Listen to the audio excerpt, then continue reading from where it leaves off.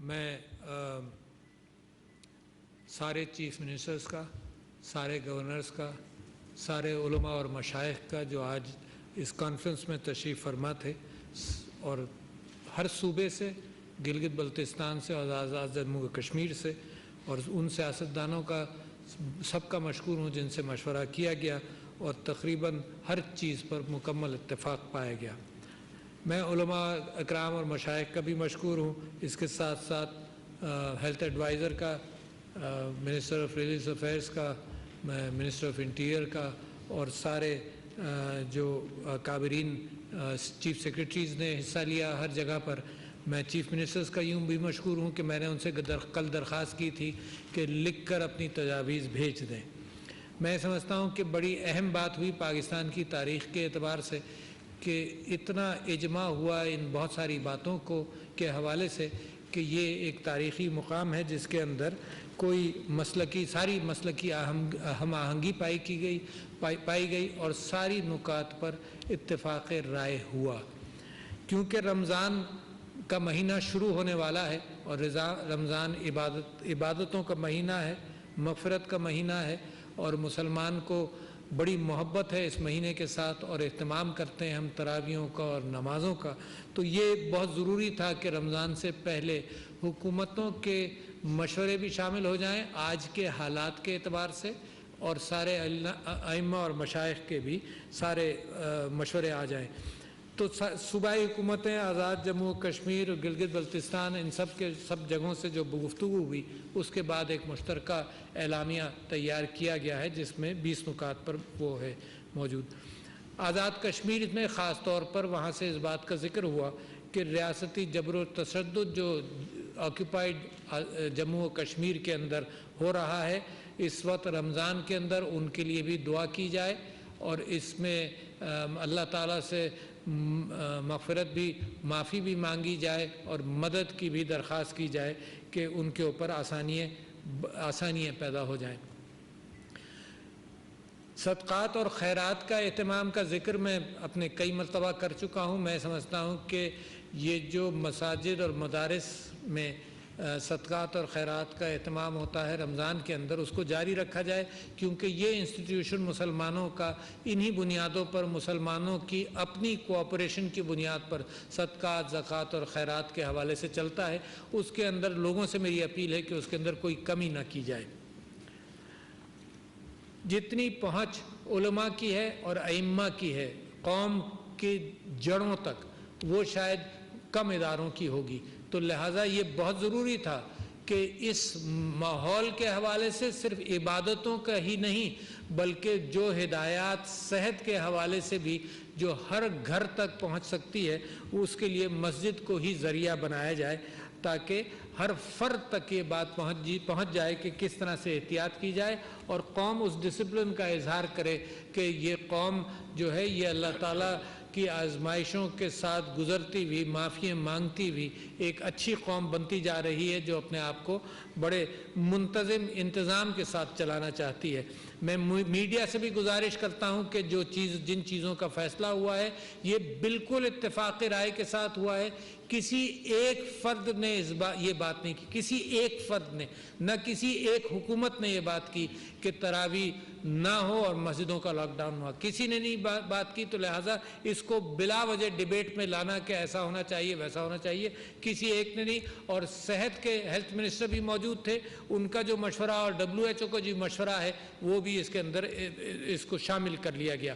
اب یہ ذمہ داری ہے، صرف ہر فرد کی ذمہ داری ہے، یعنی یہ ائمہ کی ذمہ داری اکیلی نہیں ہے، نہ قانون کی ذمہ داری ہے امپلیمنٹ کرنے کے حوالے سے، یہ ہر فرد کی۔ جب اجماع ہو جائے خیالات کے اوپر اور اتفاق ہو جائے ائمہ کے درمیان، مشائخ علماء کے درمیان اور حکومت کے درمیان، پھر اس کی خلاف ورزی تو بالکل ایک گناہ سمجھی جائے گی۔ تو لہٰذا اب اس بات کی ضرورت ہے کہ عوام اس پر خود پابندی کرے۔ وہ قومیں ترقی کرتی ہیں جہاں پولیس مجبور نہیں کر رہی ہو پابندی کرنے کے لیے، بلکہ خود لوگ کہیں کہ ہم انتظام کریں گے اس بات کا۔ اور اس اسلام کے اندر مسجد نبوی سے اور قرآن کی آیات کے اعتبار اللہ تعالیٰ کے احکامات بھی آئے جب مسلمانوں نے में उस तंजीम के मामले के अंदर ज़रा सी भी कोताही हुई तो एक बढ़ती हुई मुस्लिम उम्मत के लिए बेइंतहा ज़रूरी है कि वो खुद इन चीज़ों का एहतमाम करे। तो ये लॉ एंड ऑर्डर सिचुएशन नहीं है, मगर एडमिनिस्ट्रेशन मदद कर सकती है। और मसाजिद और इमाम बारगाहों की कमेटी से मेरी गुजारिश ये है कि वो इसका भी एहतमाम करें और हुकूमत के साथ एक मुशावरत के अंदर रहें। तो ये 20 नुकाती जो तजावीज़ हैं ये मैं आपके सामने पढ़कर सुनाता हूँ और ये तहरीरी तौर पर रिलीज़ भी कर दी जाएंगी और मैं पढ़कर भी सुनाता हूँ। मसाजिद और इमाम बारगाहों में कालीन या दरियाँ नहीं बिछाई जाएंगी। ये जो उलमा का फतवा था पहला, उस हवाले से उन अहकामात को भी मशवरों को भी जोड़ लिया जा रहा है और जो हुकूमत चाहती है उसको मिला लिया जा रहा है कि कालीन और दरी ना हो, क्योंकि सांस के ज़रिए जो जरासीम और जो वायरस उसमें जाएगा वो दूसरों के ऊपर भी असर करेगा। तो मसाजिद और इमाम बारगाहों में कालीन या दरियाँ नहीं बिछाई जाएंगी, साफ फर्श पर नमाज पढ़ी जाएगी।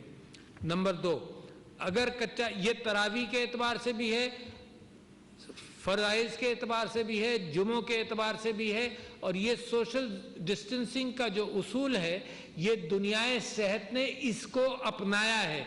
इस डिसिप्लिन में रहते हुए जो भी काम किए जाएं वो सब वैसे ही जायज़ हैं, मगर अब हम सब मुहर लगा रहे हैं सब लोग मिलकर इस बात के ऊपर कि ये इन उसूलों की पाबंदी कर कर ये काम किए जाएंगे। जो लोग घर से अपनी जानमाज लाकर उस पर नमाज पढ़ना चाहें वो ऐसा ज़रूर करें, इसको एनकरेज किया जा रहा है। चौथा नुक्ता है कि नमाज से पेशतर और बाद में मजमा लगाने से गुरेज किया जाए। जो गुफ्तगू करीब बैठकर की जाती है उससे गुरेज किया जाए, हालात इस बात के मुतकाज़ी हैं। जिन मसाजिद और इमाम बारगाहों में सहन मौजूद हो वहाँ हॉल के अंदर नहीं बल्कि सहन में नमाज पढ़ी जाए और पढ़ाई जाए। छठा नुक्ता है, ये पिछले इत्तेफाक का भी कंटिन्यूएशन है कि 50 साल से ज़्यादा उम्र के लोग, नाबालिग बच्चे और खांसी, नज़ला, ज़ुकाम वगैरह के मरीज़ मसाजिद में और इमाम बारगाहों में नहीं आए। ये पहली मरतबा भी कहा गया था और इस वक्त भी गुजारिश यही की जा रही है, क्योंकि जितनी स्टडीज़ हैं दुनिया के अंदर, वो पाकिस्तान के अंदर हेल्थ एडवाइज़र ने ये बताया कि 80% अफराद जो जहाँ बहक हुए हैं वो 50 साल से ज़्यादा की उम्र के हैं। तो वो लोग ख़ास तौर पर इस बात का एहतियात करें। जिनको डायबिटीज़ वगैरह है उनको ये बीमारी ज़्यादा देर तक और ख़राब असर करती है, तो वो लोग मस्जिद में ना जाएँ। मस्जिद के अहाते के अंदर नमाज तरावी का एहतमाम किया जाए। ये सब जगह से इत्तेफाक हुआ कि जो अहाते के अंदर की जाए। नमाज तरावी का एहतमाम सड़क और फुटपाथ पर नमाज पढ़ने से इज्तनाब किया जाए।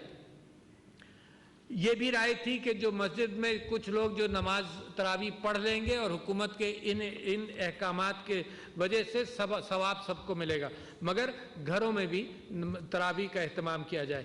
मस्जिद के फ़र्श को साफ़ रखने के लिए और करने के लिए पानी में क्लोरीन का महलूल बनाकर उस पानी से धोया जाए मस्जिद के फ़र्श को। इसी महलूल को इस्तेमाल करके जहाँ चटाइयाँ बिछाई जा रही हैं वहाँ चटाई के ऊपर जहाँ नमाज होती है वहाँ चटाई पर भी इसी महलूल का छिड़काव किया जाए। 10वां नंबर नुक्ता है, मस्जिद में सफ़बंदी का एहतमाम और इमाम बारगाह में सफ़बंदी का एहतमाम इस अंदाज से किया जाए कि नमाजियों के दरमियान 6 फुट का फासला हो और एक नक्शा मुंसलिक है जो पब्लिसाइज कर दिया जाएगा, जिसके अंदर ये नक्शा सिर्फ निशानदही कर रहा है कि दो नमाजियों के दरमियान दो नमाजियों की जगह खाली छोड़ी जाए।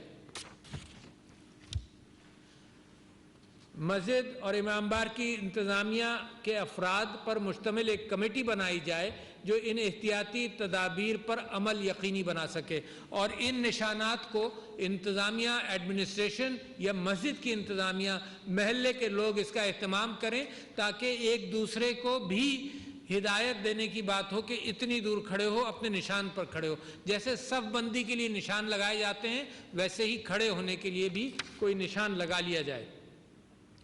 मसाजिद के मुंतज़मीन अगर फ़र्श पर खड़े होने के लिए निशान लगा लें तो बहुत अच्छा है।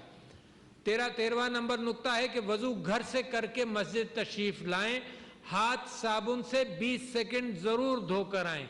ये तो हर एलामिये के अंदर, हर दरख्वास्त के अंदर सेहत के सारे जो एक्सपर्ट्स हैं उन्होंने भी इस चीज़ का मशवरा मुसलसल दिया है कि हाथ धोकर निकलें और हाथ बार बार धोएं। तो मस्जिद वज़ू करके आएँ तो हाथ धोकर आएँ 20 सेकंड साबुन से ज़रूर। वज़ू घर करके वज़ू घर में करें और घर से वज़ू करके तशरीफ़ लाएँ।